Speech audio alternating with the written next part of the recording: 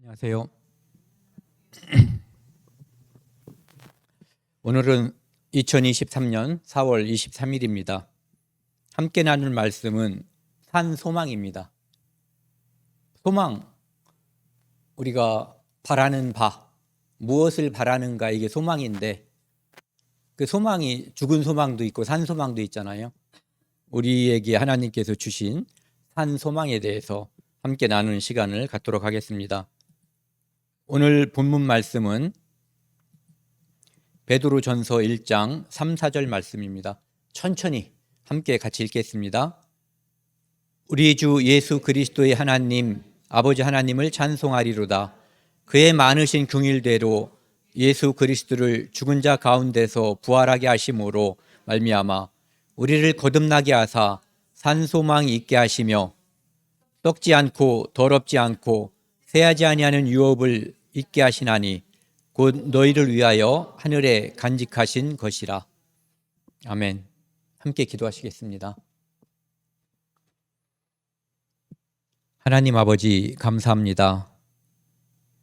겨울철에는 이 땅에 생명체가 없는 것처럼 썰렁하고 아무것도 보이지 않았지만 하나님께서 만물을 소생하게 해주셔서 꽃도 피고 잎사귀도 나오고 아름다운 것들이 우리 눈에 지금 많이 보이게 되어 있습니다. 하나님께서 죽은 것 같은 이 세상에 부활이 있음을 알게 해주시고 우리에게 기쁨을 주시니 더욱 감사드립니다.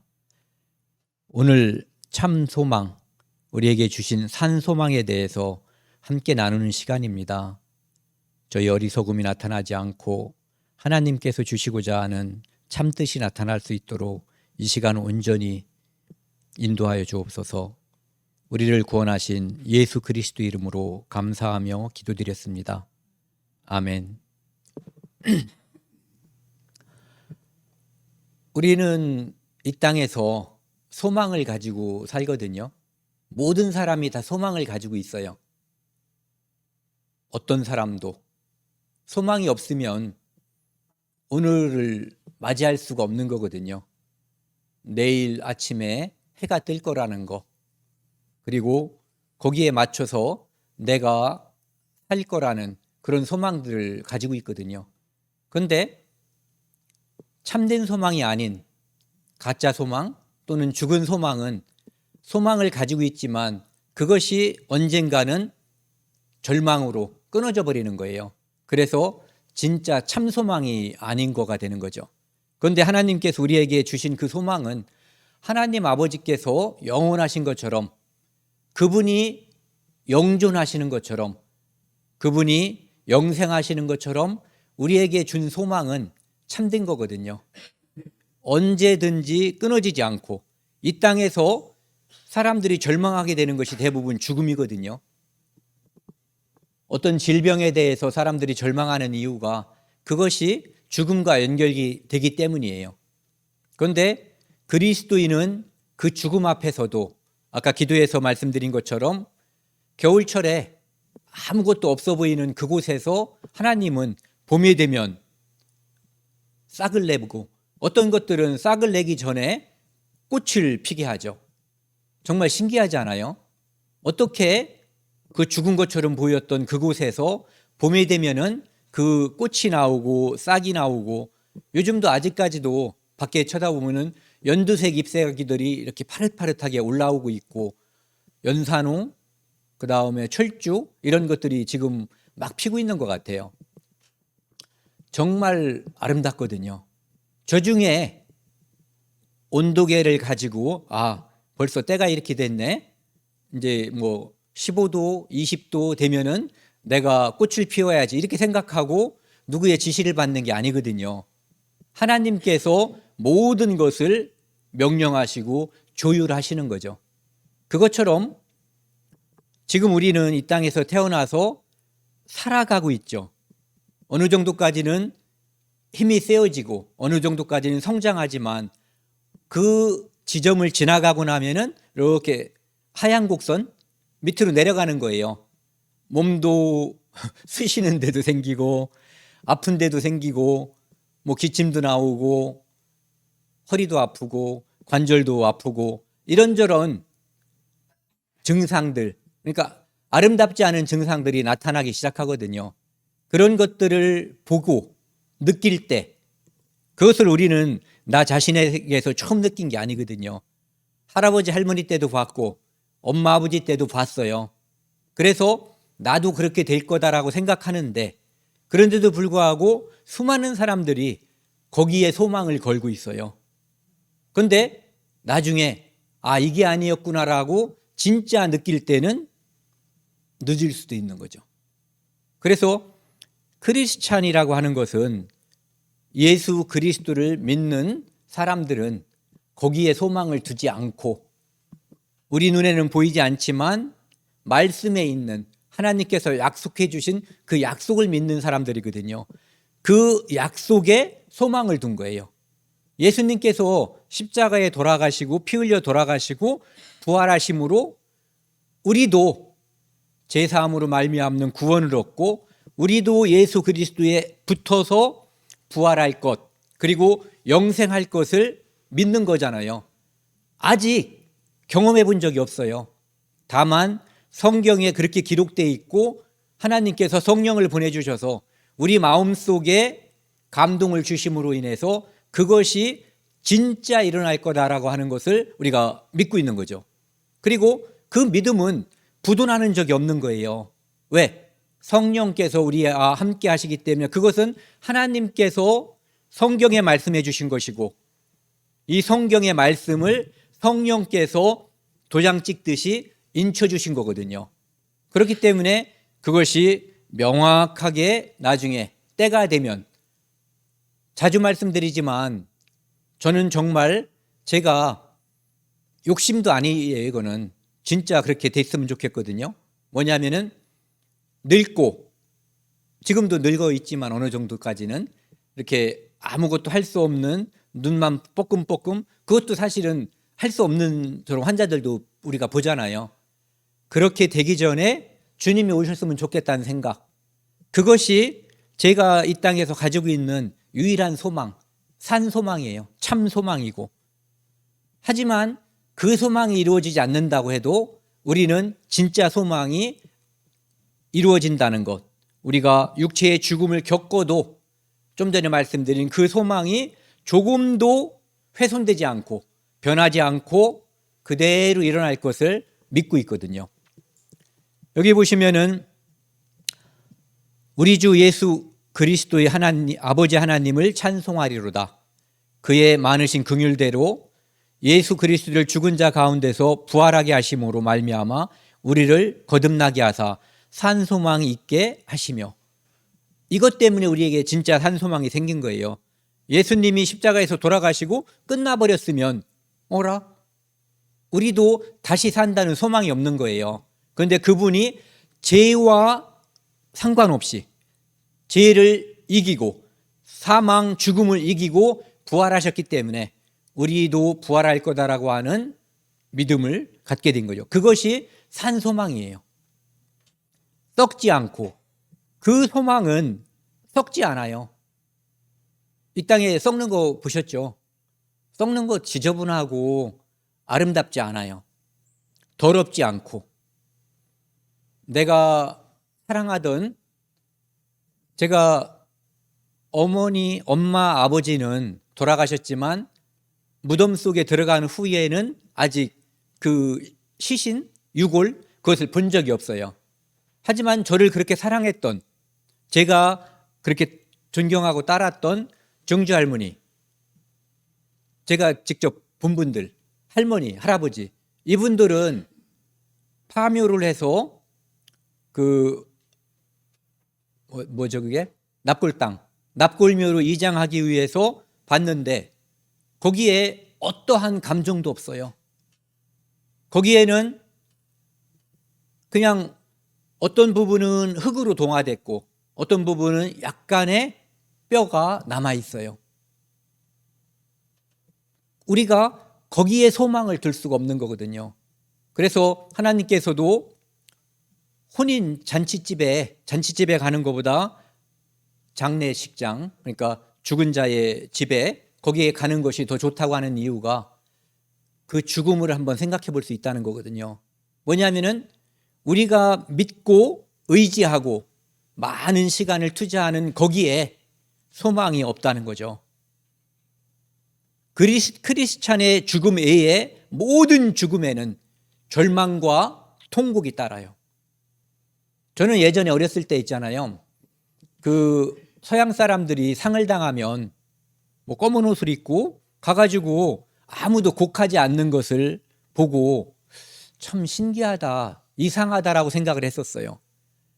물론 그 사람들이 지금 생각해 보면은 다 소망이 있어서 믿는 사람은 아니었을 수도 있지만 그 사람들은 기본적으로 그 생각을 가지고 있는 거죠. 이 죽음이 절망이고 끝이 아니다라고 하는 거.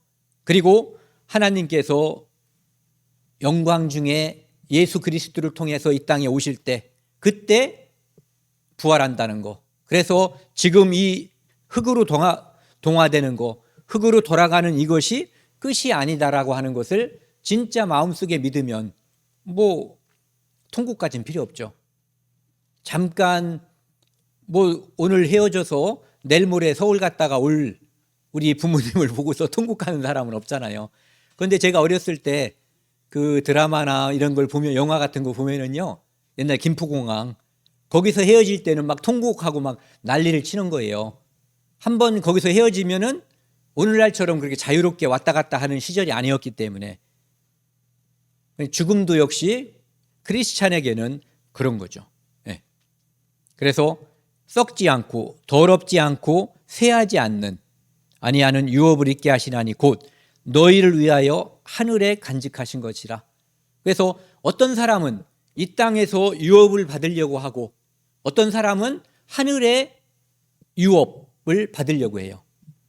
그런데 이 땅에 있는 유업은 그것이 무엇이든 다 변하는 것이고 여기 있는 것처럼 썩고 더럽고 쇠퇴하는 그런 것들이거든요. 그런데 하나님께서 우리에게 산 소망으로 약속하신 그것만이 영원하고 변하지 않는, 그래서 하나님께서 우리에게 준다고 약속하신 바로 그거라는 거죠. 그래서 살아있는 소망은 하나님께로만 오는 거예요. 네. 그래서 하나님이 주신 소망만이 산 소망이고 우리는 예수 그리스도를 통해서 그 산 소망을 받은 사람들이 되는 거죠. 오늘 그 시편 95편 말씀을 끝까지 한번 보려고 하거든요. 뭐 11절까지 있는데 이 말씀은 우리의 소망이 하나님께로부터 온다는 거죠. 그리고 이 시편 95편 말씀은 예전에 성전이 있을 때 유대인들이, 하나님을 믿는 백성들이, 선민들이 성전에서 예배 드릴 때 이렇게 암송하거나 읊었던 그런 시예요. 누가 지었는지는 모르고. 그리고 요즘도 유대인들이 안식일을 지키는 사람들이 있잖아요. 그러니까 유대교인인 유대인들, 그 사람들은 안식일 날 이 시편 95편을 자주 암송한다고 그러더라고요. 여기 말씀을 보면은 오라 우리가 여호와께 노래하며 우리의 구원의 반석을 향하여 즐거이 외치자. 구원의 반석이라는 표현을 하고 있어요. 구원, 우리를 죽음에서 건지는 게 구원이잖아요. 죽을 뻔하다가 살아난 게 아니라 죽을 수밖에 없는 분명한 상황 또는 이미 죽어버린 상태에서 건지는 것, 이게 구원이거든요. 그런데 구원의 반석이 누구냐 하면은 하나님이신 거예요. 반석이라고 하는 것은 이렇게 넓고 평평한 그러한 바위를 반석이라고 하죠. 반석은 바람이 불거나 홍수가 일어나도 그 자리에 있다라는 거예요. 그러니까 우리를 구원하신 하나님의 그 구원은 반석이 영원한 것처럼, 물론 영원한 건 아니지만은 사람 눈에는 영원한 것처럼 보이고 튼튼해 보이는 거죠. 그러니까 그것을 저 바위는 그 자리에 그대로 계속 있을 것이다라고 사람들이 믿을 수 있는 그것이 이제 구원의 반석인 거예요. 변함없는 것. 그래서 우리가 감사함으로 그 앞에 나아가며 시를 지어 즐거이 그를 노래하자. 시 지어 보신 적 있어요? 다른 시 말고 학교 다닐 때 뭘 이렇게 의무적으로 제출해야지 되거나 그런 거 말고 내가 감동해서 하나님을 찬양하거나 그런 시들, 나중에 이런 거를 한번 가져봤으면 좋겠어요. 뭐 어떤 시라든지 산문 그런 거에 관계없이 정말 구원의 즐거움이나 하나님, 예수 그리스도 이런 거에 대해서 길게 지으면 읽는데 시간이 많이 걸리니까 뭐 A4 용지 한 장 정도에 이제 한정해서 그런 것들을 한번 해봐도 좋을 것 같아요. 감사함으로 그 앞에 나아가며 우리를 구원하시는 유일하신 하나님, 그분께 우리는 감사할 수밖에 없는 그런 존재거든요. 왜? 그분만이 우리의 진정한 소망이고 산 소망이기 때문에 그런 거죠. 그분은, 여호와는 크신 하나님이시고 이 땅에 많은 신들이 있다고, 잡신이죠. 또는 우상이라고 볼 수도 있어요. 그런데 그분 중에 모든 신들보다 크신 왕이신 하나님, 그러니까 왕 중에 왕이신 분이 하나님이시고 그분이 우리의 구원자라는 거예요. 그분이 우리를 건지신 거죠. 그렇기 때문에 참 소망이 있는 거예요. 옆 사람이 예수님이 아닌 누군가가 그 십자가에 달린 한편 강도에게 오늘 네가 나와 함께 낙원에 있으리라 이렇게 약속했다면은 그 약속은 부도예요. 아무런 의미가 없는 거거든요. 예수님께서, 하나님께서 그 약속을 해주셨기 때문에 거기에 참 소망, 산 소망이 있는 거죠. 땅도, 그 다음에 산도, 바다도, 육지도 다 그분이 만드신 거예요. 이것을 유대인들에게 이 사람이 이 시를 지을 때는 아마 우주라고 하는 것을 잘 모르기 때문에 여기까지 이야기했을 가능성이 있어요. 그런데 우리가 만약에 이런 시를 짓는다면 이 지구에 국한하지 않고 크신 하나님, 이 태양계에서 볼 때 이 지구는, 우리는 이 지구에서 사람들끼리 서로 뭐 경쟁을 하고 살지만 태양계 전체로 볼 때 이 지구는 먼지와 같은 존재거든요.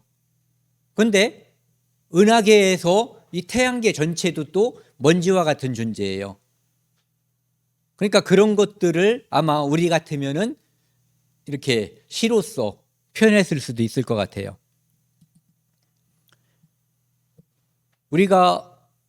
오직 우리가 무릎을 굽히고 경배할 수 있는 대상은 바로 세상을 창조하신 여호와 하나님 한 분뿐이시거든요. 그러니까 여호와 앞에 무릎을 꿇자. 예전에 보면은 그 어떤 신이나 사람 앞에 크리스찬들이 무릎 꿇지 않고 그냥 죽음을 선택하는 모습을 보면서 도대체 저게 무엇일까 참 궁금했거든요. 그런데 살아있는 하나님이 아닌, 그리고 자기 부모라든지 그런 게 아니면은 절대 무릎을 꿇지 않는 거죠. 그는 하나님이시고 우리는 그가 기르는 양과 같은 존재들이에요. 양은 목자가 기르죠. 그것처럼 우리는 하나님께서 기르시는 거예요. 사람들은 자기 능력으로 먹고 자기 능력으로 산다라고 생각할 수도 있어요. 그런데 하나님께서 우리를 기르시지 않으면, 하나님께서 우리에게 주실 것을 주시지 않으면, 또는 주실 것을 과도하게 한꺼번에 줘버리면, 우리가 적당한 온도가 필요하잖아요. 그런데 그 온도를 10배, 20배, 100배쯤 줘버리면 우리는 타 죽을 거예요. 그리고 산소도 역시 마찬가지죠. 딱 맞는 정도, 20% 정도를 주시면 우리가 살아가는데 참 좋지만 그것을 많이 주셔가지고 엄청나게 올라가면은 이 땅에 불이, 얼마 전에 비 오기 전에 불이 많이 났었는데요. 뭐 모든 산이 막 불 붙고 그렇겠죠. 모든 산에 불 붙다가 한 번에 이제 다 타버리고 끝이 오는 그런 일이 벌어질 수도 있는 거예요. 그리고 여기 보시면은 제가 빨간 글씨로 표시했는데요. 너희가 오늘 그의 음성을 듣거든. 우리는 살면서 언젠가 하나님의 음성을 듣게 되거든요. 예전에 선지자들은 직접 이 귀를 통해서 또는 감동으로 어떤 이렇게 영향을 받고, 또 우리는 대부분 이 성경을 통해서 하나님의 음성을 듣는 거예요. 언제? 그날이 언제든 그날은 그날의 오늘이 되는 거죠. 그렇게 되면은 하나님의 음성을 말씀을 통해서 듣거든, 너희는 무리바에서와 같이, 유대인들이 하나님께서 애굽에서 일방적으로 건져내셨잖아요. 10가지 재앙, 그 중에 마지막 재앙은 장자를 죽이는 그 재앙을 내리셨어요. 그리고 마지막에 그들이 애굽의 왕 바로가 전차를 타고 다시 쫓아올 때 바다를 나눠버린 거죠. 그래서 바다를 맨 땅이 되게끔 하셨어요. 그래서 마른 땅이 돼서 이걸 건너갔거든요. 그 장면을 한번 생각을 해보면 그런 것을 다 본 사람들이에요. 상상할 수 없는 초자연적인 힘, 그것을 하나님의 능력을 본 사람들이거든요. 그런데 그리고 매일매일 새벽마다 만나를 떨어뜨려 주셨죠. 그것은 상상할 수가 없는 거예요. 그런데 그것을 매일 봤으면서도 물이 없으면 물도 주시겠지 이렇게 생각할 수도 있는 거잖아요.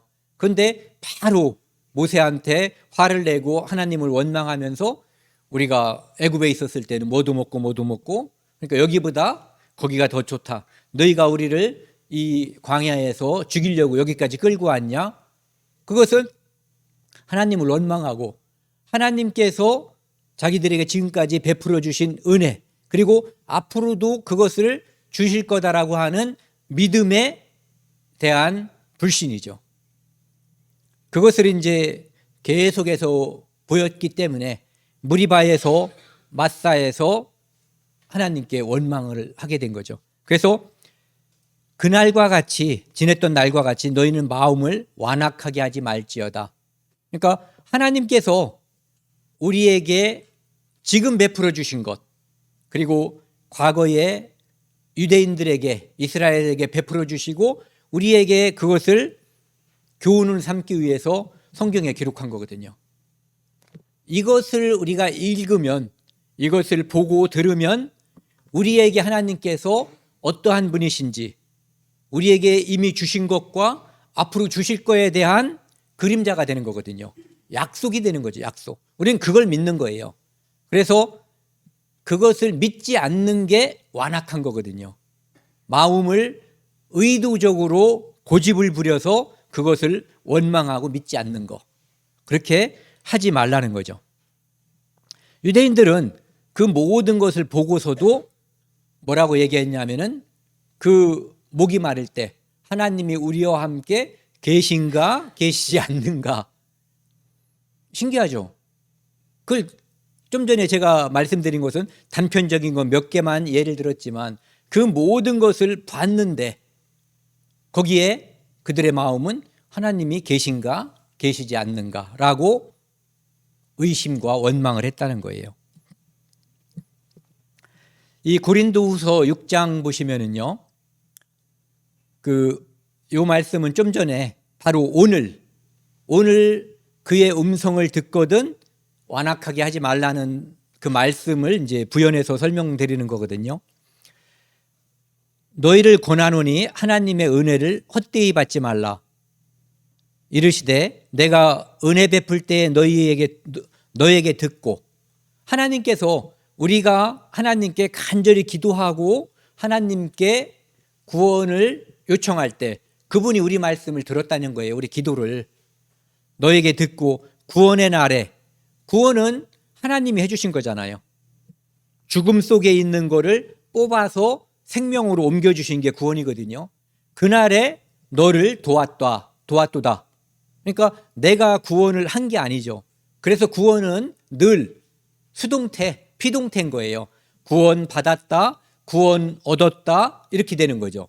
그러니까 내가 구원했다, 내가 구원했다, 내가 우리 아버지를 구원했다, 이런 것은 있을 수 없는 표현인 거예요. 네. 보라, 요 파란 글씨 같이 한번 읽겠습니다. 보라 지금은 은혜 받을 만한 때요. 보라 지금은 구원의 날이로다. 지금은 언제? 바로 오늘을 가리키는 거거든요. 오늘이 바로 내일은 우리가 내일을 맞을 수도 있어요. 하지만 내일은 내일 가면 오늘이 되는 거예요. 그래서 우리가 은혜 받는 그 날은 늘 오늘이 되는 거죠. 요 2절 말씀을 좀 더 쉽게 풀이한 게 이제 현대인의 성경인데요. 하나님은 같이 읽겠습니다. 하나님은 내가 은혜의 때에 네 말을 들었고 구원의 날에 너를 도와주었다 라고 말씀하셨습니다. 바로 지금이야말로 은혜 받을 만한 때이며 구원의 날입니다. 그래서 은혜 받을 만한 때, 구원의 날, 이것은 뒤로 미루면 안 된다는 거죠. 그래서 그 말씀이 내게 임할 때 완악하게 하지 말고 오늘이 마지막 기회인 것처럼 매달려서 하나님의 은혜를 구해야지 된다는 거예요. 소경이 예수님께서 내게 무엇을 하여 주기를 원하느냐 했을 때 눈뜨기를 원한다라고 간절히, 그리고 딴 사람들이 야 이놈아 시끄럽다 조용히 해라고 했을 때도 더욱 소리 질러서 다윗의 자손 예수여 불렀던 것처럼 그러한 간절함이 바로 오늘 그것을 해결해야지 된다라는 그 마음을 내가 가져야만 좋다는 거죠. 왜냐하면 그것이 유일한 산소망이기 때문에 그런 거예요. 그래서 그때 너희 조상들이 내가 하는 일을 보고도 나를 시험하고 조사하였도다. 수많은 이적과 초자연적인 그것을 보고도 하나님을 시험한 거예요. 믿지 않은 거죠. 지금 닥친 이 일은 저분이 해결해 줄 거다라고 하는 믿음이 없었던 거예요. 불신 때문에 원망하게 된 거죠. 홍해를 갈랐고 매일 메추라기를 떨어뜨려 줬는데 그런데 목마르니까 그럼 물을 주시겠구나. 물을 주세요 하면 되는데 성질부터 낸 거예요. 죽일 것처럼 우리를 다 죽음에 버려둘 것처럼 생각을 한 거죠. 믿지 않은 거예요. 그리고 40년 동안 광야에 있으면서 그 사람들이 마음에 미혹된 백성이라는 표현을 쓰고 있거든요. 미혹이라고 하는 것은 이렇게 목표가 여기가 관역이에요. 목표. 그런데 이 목표에서 벗어난 곳으로 나아가는 거죠. 다른 곳을 쳐다보는 거예요. 우리가 좋은 예가 있죠. 저쪽에 우리 애가 있는데 꼬맹이 때 이리 와라 이렇게 하고 나는 빈손으로 이리 와라 이렇게 하고 부르는 거죠. 우리 아이를. 근데 다른 사람들은 뭐 딸랑이 뭐 맛있는 걔가 좋아하는 사탕, 과자, 아이스크림 가지고 막 하면은 이렇게 두리번 유혹을 받죠. 하지만 목표가 어디로 가야 돼요? 아빠한테 가야지 되는 거예요. 답이 있는 거거든요. 우리도 이 땅에서 내가 의도적으로 눈을 들어서 그것을 이렇게 바라지 않아도 보이게끔 되어 있는 거예요. 생각하게 되어 있는 거죠. 하지만 목표한 곳으로 가는 것, 그것이 미혹받지 않는 것, 유혹을 끊어버리는 거거든요. 그런데 유대인들은 미혹된 백성이라 내 길을 알지 못한다 했다는 거죠. 그래서 그 불신자들을 하나님께서 가나안 땅으로 들어가지 못하게 그러니까 믿음으로 가는 나라, 하나님 나라 이것을 직접적으로 보여주신 거예요. 그래서 하나님께서 가나안 땅을 정탐할 때 12지파에서 한 지파의 이제 우두머리들이 한 명씩 이제 가서 정탐을 하고 나서 그 정탐한 사람들이 모세에게 와서 보고했을 때 여호수아와 갈렙 이 두 사람만 거기는 다른 사람들은 그들 앞에 우리는 밥이다라고 얘기했죠. 아닌가요? 그리고 다른 사람들은 그들 앞에 그들은 거인이고 우리는 메뚜기와 같다라고 이야기를 했어요. 그러니까 하나님께서 과거에 보여주신 그 역사, 그 대단함, 그것을 잊어버린 거예요. 내 힘으로 거기를 가서 쳐부셔야지 되고 내 능력으로 그 땅을 싸워서 이겨야 된다라고 생각을 했었던 거죠. 홍해를 갈라주신 분, 내가 갈라지 않고 홍해를 헤엄쳐 오지 않고 맨 땅으로 건넜다는 것, 매일매일 만나를 떨어뜨려 주셨고 필요할 때마다 물을 주셨다고 하는 것을 잊어버렸기 때문에 그렇게 했었던 거죠. 그러니까 잊어버린 거예요. 그래서 하나님께서는 기억하라 이런 표현을 자주 쓰시는 거죠. 기억하라는 거. 기억이 믿음의 산물인 거예요. 그래서 신명기 8장 4절에는 이 40년 동안 네 의복이 헤어지지 아니하였고 네 발이 부르트지 않았다고. 그 이적뿐만 아니라 실생활에서의 이적이 이렇게 보였던 거예요.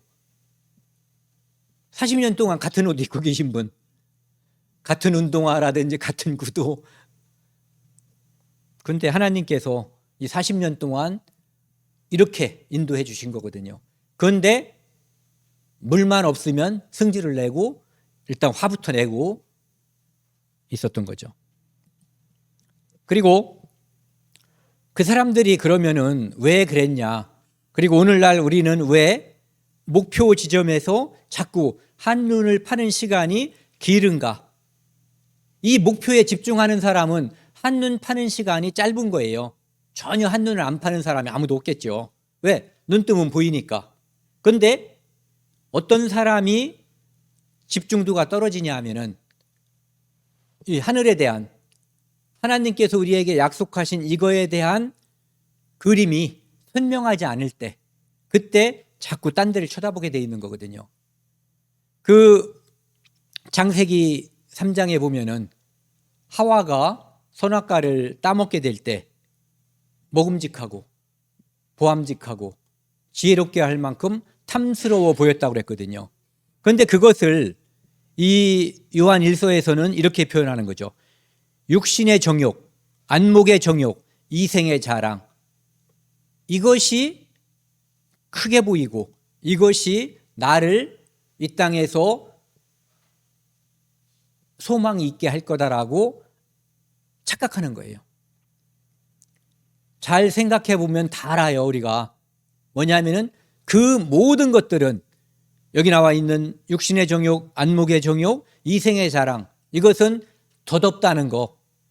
크리스찬이 아닌 사람들도 이것이 덧없다는 이야기를 뭐 일장춘몽이라는 말도 하고 온갖 이야기로 이것이 별 볼 일 없다는 것은 결국은 공술의 공수고 빈손으로 왔다 빈손으로 간다는 것.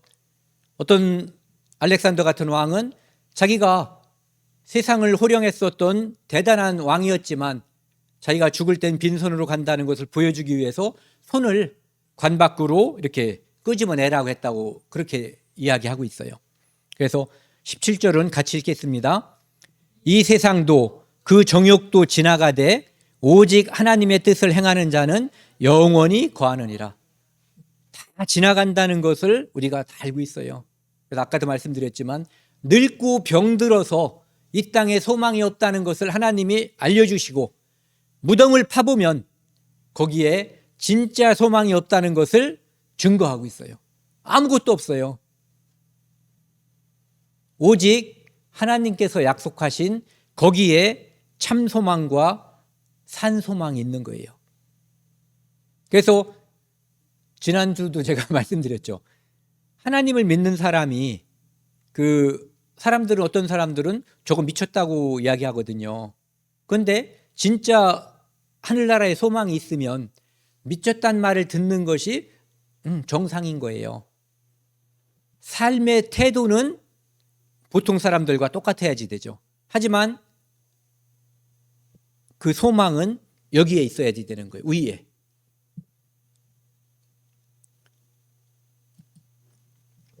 이 마틴 루터라는 사람이 있는데요. 이 사람이 원래는 그 아버지가 그 당시에 그래도 평민이나 이런 거로 태어나서 잘 먹고 잘 살 수 있는 귀족이 아니니까요. 그런 것이 어떤 직업이었냐면은 법률가예요. 그러면은 잘하면 귀족처럼 잘 살 수가 있었던 건가 봐요. 그러니까 법률가가 되라고 했는데 당연히 이제 아버지의 뜻을 받들어서 법률가가 되려고 공부를 하기 시작했어요. 대학에 가서. 그런데 늘 마음속에는 어떤 생각이 있었냐면은 이 하나님에 대해서 이 땅이 아니라 영원한 것에 대한 소망, 이거에 대한 궁금증이 있는 거예요. 해결되지 않은 궁금증. 그래서 그러던 중에 1505년 7월 2일 날 엄청나게 막 번개가 내려치는데 그때 같이 가던 친구가 번개에 맞아 죽어버렸어요. 그리고 그 번개가 얼만큼 무시무시했는지 자기도 번개 맞아 죽을까 봐 그 두려움 때문에 너무너무 두려우니까 하나님께 갑자기 맹세하고 기도한 거죠. 나를 여기서 죽음으로부터 살려주시면 제가 수도사가 되겠습니다. 수도사가 되는 게 당시에 루터는 하나님께 자기 자신을 헌신하는 거라고 생각을 했었던 거예요. 그렇게 돼서 뭐 마리아한테도 기도하고 성 안나라고 하는 것은 광부들이 믿는 그 신인가 봐요. 그분한테도 이제 기도해서 결국은 그때 살아난 거예요. 그래서 아버지는 반대했지만 법률 공부를 중단하고 결국은 수도사가 된 거예요.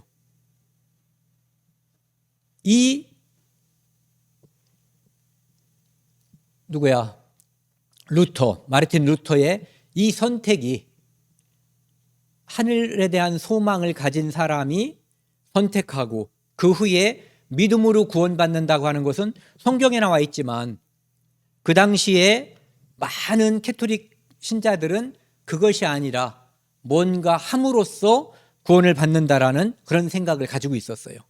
그리고 그때는 그 성 베드로 성당을 짓기 위해서 면죄부를 팔고 있을 때예요.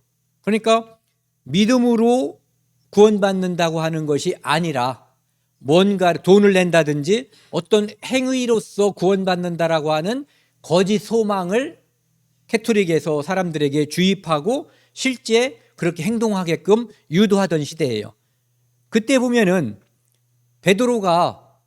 베드로의 유골이 그때 이제 사람들에게 그 교황청에서 속인 거예요. 뭐라 그랬냐면 베드로 유골이 땅 속에 묻혀 있지 않고 뭐 세상에 이렇게 드러나서 막 엉망이 되어 있으니까 그것을 잘 묻고 이 안에다가 엄청난 그 베드로 성당을 지어서 그 유골을 대우해야지 된다라는 그런 말이 있었어요.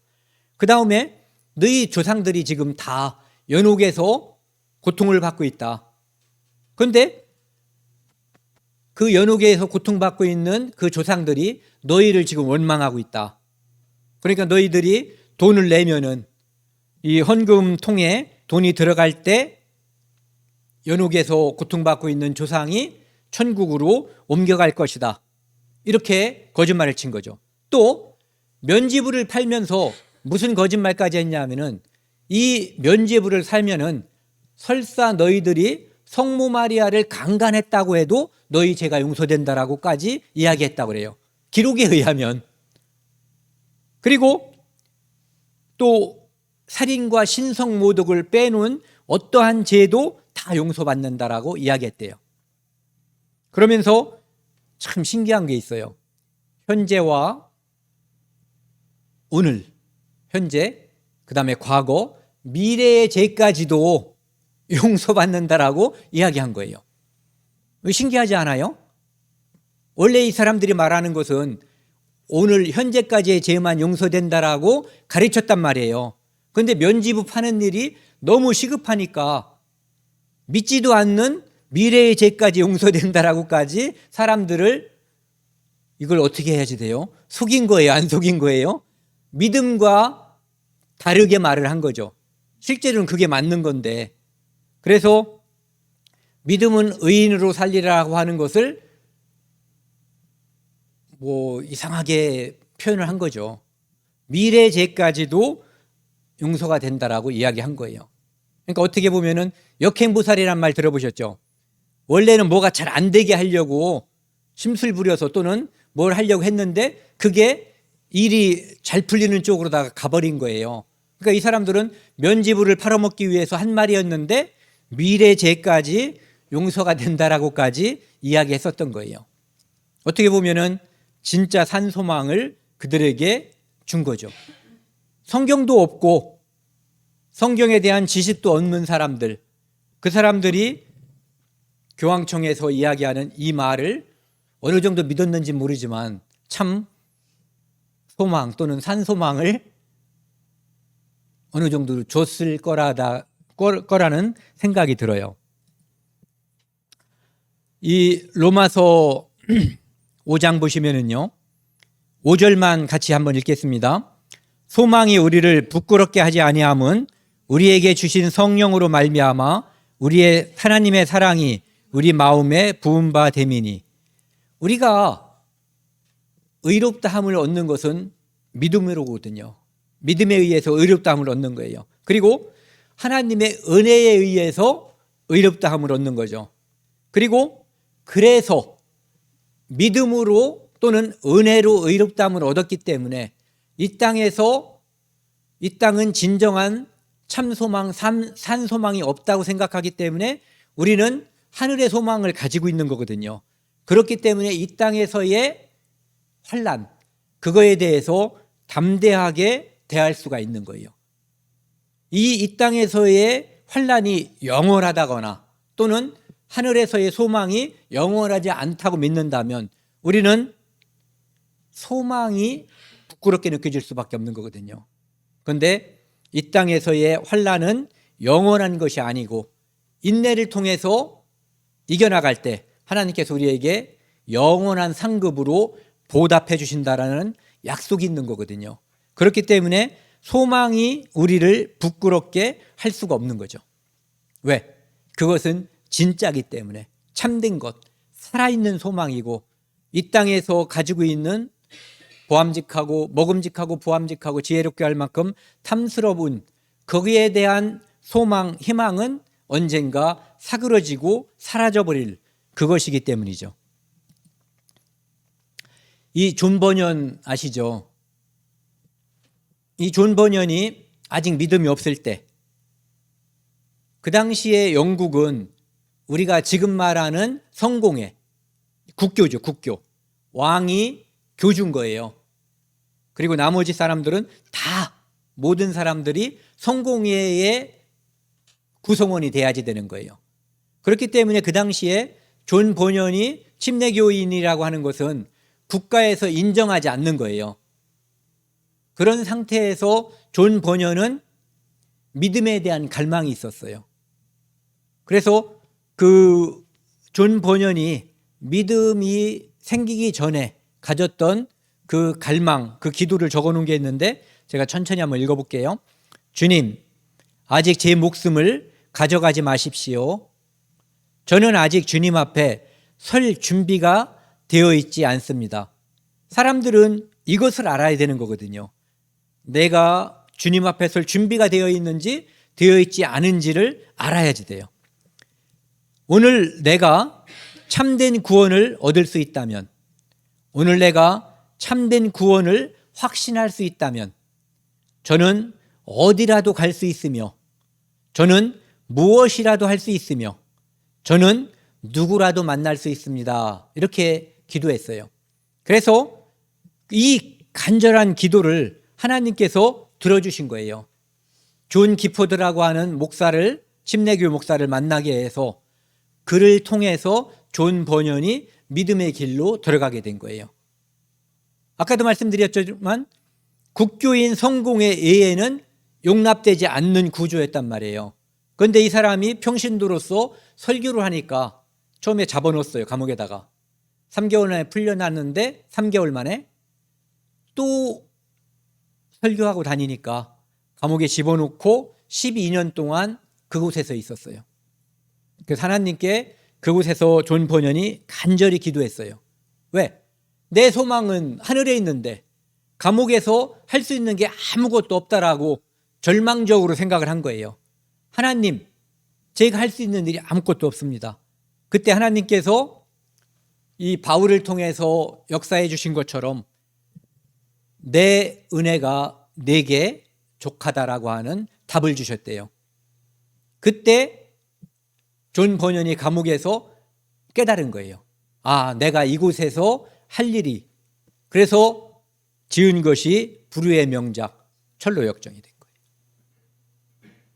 그 크리스찬은 그가 어디에 있든지 무엇을 하든지 다른 사람들이 절망이라고 생각하고 본인이 하나님을 빼놓으면 절망이라고 생각할 수 있는 그곳에서도 산 소망이 있는 거예요. 할 수 있는 일, 눈만 껌뻑껌뻑 한다든지 아니면 눈을 껌뻑껌뻑 할 수 없는 상태라도 할 수 있는 게 있어요. 아직 숨이 끊기지 않았다면 기도하는 거죠. 네. 크리스찬이 행동으로 할 수 있는 어떠한 것보다 기도하는 것이 놀라운 힘을 발휘할 수가 있어요. 그 기도는 어떤 때는 즉시, 또 어떤 때는 시간이 지나고 이루어 주실 수 있지만 하나님은 그 기도를 지금도 듣고 계시고 그 기도를 이루어 주신다라고 하는 약속을 우리에게 해주신 거거든요. 들어주시 않을 거면 왜 약속을 했겠어요? 그분은 거짓말을 안 하시는 분이니까 반드시 들어주시는 거죠. 로마서 8장에 보면은요, 같이 읽겠습니다. 두 구절을 다요. 우리가 소망으로 구원을 얻었음에 보이는 소망이 아니니 보는 것을 누가 바라리요. 만일 우리가 보지 못하는 것을 바라면 참음으로 기다릴지니라. 우리가 소망을 얻은 것은 예수 그리스도의 십자가의 피와 부활이에요. 죽음과 부활. 그런데 그것으로 부활을 우리가 소망을 얻은 거거든요. 그러니까 우리 눈에 보이는 것은 그것은 이미 사라졌어요. 어디에 기록되어 있냐면은 성경에 기록되어 있고 이제 내 양심에 하나님께서 도장을 찍듯이 인정해 주신 거예요. 여기에 찍어버린 거예요. 그리고 성령께서 늘 증거하는 것 때문에 내가 이 소망이 사그라들지 않는 거거든요. 그래서 소망으로 구원을 얻은 거거든요. 약속으로 구원을 얻은 거예요. 지금 내 눈에는 그것이 보이지 않아요. 약속이기 때문에, 그분이 신실하기 때문에 이 소망이 100% 이루어진다는 것을 우리가 믿고 의지하는 거죠.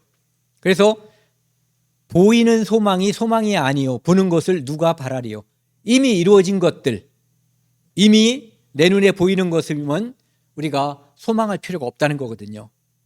소망은 바라는 거거든요. 아직 이루어지지 않았지만 분명한 사실, 확실한 거, 이거죠. 만일 우리가 보지 못하는 것을 바라면 참음으로 기다릴지니라. 바란다고 하는 것은 믿는다는 뜻이에요. 네. 믿고 기다리고 바란다는 거거든요. 그러니까 참음으로 기다릴지니라. 왜? 그것이 언제 주실지는 요거까지 주셨으면은 이상한 일이 생길 수도 있어요. 저도 그 생각을 해봤거든요.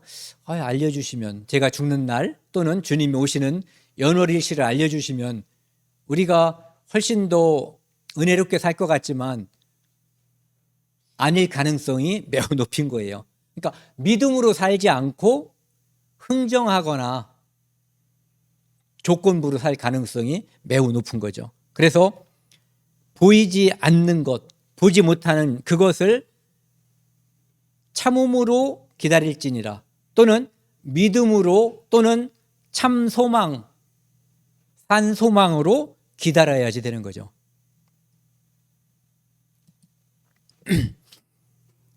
같이 읽겠습니다. 로마서 12장 12절. 소망 중에 즐거워하며 환난 중에 참으며 기도에 항상 힘쓰며. 소망이 있기 때문에 우리가 즐거워하는 거예요. 싱글싱글 웃으면 누군가가 물어볼 수가 있어요.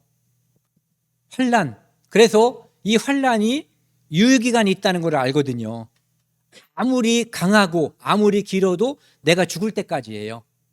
그리고 하나님은 우리에게 주시는 그 어려움이 피할 길을 주신다라고 또 약속을 해주신 거예요. 그것도 역시 우리에게 위로가 돼요. 피할 길 중에서 가장 확실한 길이 뭔지 아시죠? 심하면 죽음이에요. 우리가 믿음을 후퇴하지 않고 앞으로 쭉 나아갈 때 어떤 때는 고난이 오는데 그 고난 중에 최고봉은 죽음이거든요. 그런데 그것도 역시 하나님께서 피할 길 중에 하나인 거죠. 예. 그래서 소망 중에 즐거워하며 환난 중에 참으며 기도에 항상 힘쓰며 기다리는 사람은 그걸 진짜 믿는 사람은 기도할 수밖에 없는 거죠. 왜? 약속을 기다리니까요. 이 그림 뭔지 짐작하시죠? 베드로, 요한, 야고보가 우리가 흔히 말하는 변화산, 산 이름을 기록이 안 돼 있죠. 그냥 우리가 그 산이라고 하는 거죠. 그래서 그냥 변화산이라고 하는 그곳에서 예수님과 이 세 제자가 이제 특별한 곳으로 더 다른 제자들과 이제 떨어진 거죠. 그때 갑자기 두 사람이 나타난 거예요. 엘리야하고 모세가. 그리고 그 세 분이 예수님과 모세와 엘리야가 뭐 세탁소에서 더 이상 회개할 수 없는 그렇게 광나는 거죠.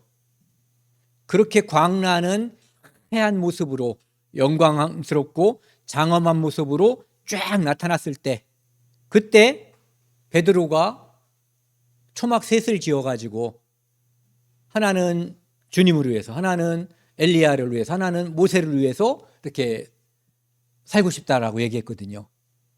이 장엄하고 영광스러운 모습을 보니까 다른 이 땅에서의 어떠한 것도 다 의미가 없고 내가 저것을 위해서 저분들을 위해서 뭔가를 하고 싶구나 하는 진짜 참 소망이 생겨버린 거거든요.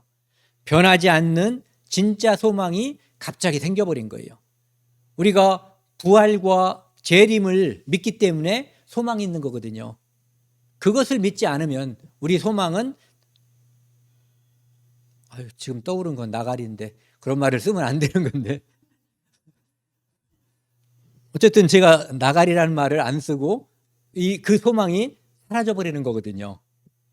진짜 중요한 진짜 참된 그 소망이 우리에게 기다리고 있는 거죠. 그래서 베드로전서 3장 14절 보면은요. 의를 위하여 고난을 받는 자는 복이 있는 자니. 왜? 약속 때문에 그 약속 때문에 고난을 자초하는 거거든요.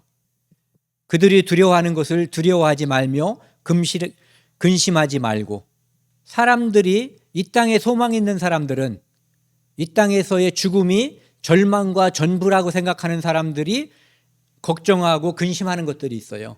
그런데 그것을 두려워하지 말고 근심하지 않는다는 거죠. 너희 마음에 그리스도를 주로 삼아 거룩하게 하고 너희 속에 있는 같이 읽겠습니다. 파란 글씨요. 소망에 관한 이유를 묻는 자에게는 대답할 것을 항상 준비하되 온유와 두려움으로 하고 끝까지 같이 읽겠습니다. 선한 양심을 가지라. 이는 그리스도 안에 있는 너희의 선행을 욕하는 자들로 그 비방하는 일에 부끄러움을 당하게 하려 함이라. 가끔은 이런 일이 진짜는 자주 있으면 좋겠거든요. 그런데 가끔은 이런 일이 있어요. 소망에 관한 이유를 묻는 자들이 있거든요. 그러면 그때 우리가 진짜로 무엇을 믿고 있는지, 내가 과거에 누구였는지, 예수 그리스도로 인해서 내가 누가 되었는지, 무엇이 되었는지, 그리고 그분이 재림할 때 내가 무엇이 될 건지, 영원한 천국이 어떻게 우리에게 약속되어 있는지, 그리고 영원한 지옥이 어떻게 사람들을 기다리고 있는지, 이것을 믿든 믿지 않든 이것을 묻는 사람들에게는 늘 대답을 할 수 있는 거죠.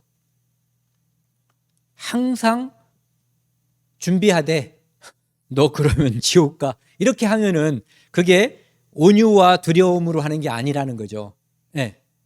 그래서 겸손하고 낮은 마음으로 선한 양심을 가지고 사람들에게 선행을 이야기하라는 거예요. 그래서 그들이 비록 우리 말을 듣지 않더라도 우리를 비방하는 것이 우리의 잘못이 아니라 그들이 미혹돼서 그들이 관역이 아닌 다른 것을 쳐다보고 있기 때문에 이 관역을 쳐다보지 않으니까 잘못된 가치관을 가지고 다른 곳을 쳐다보기 때문에 우리 말을 듣지 않는 거죠.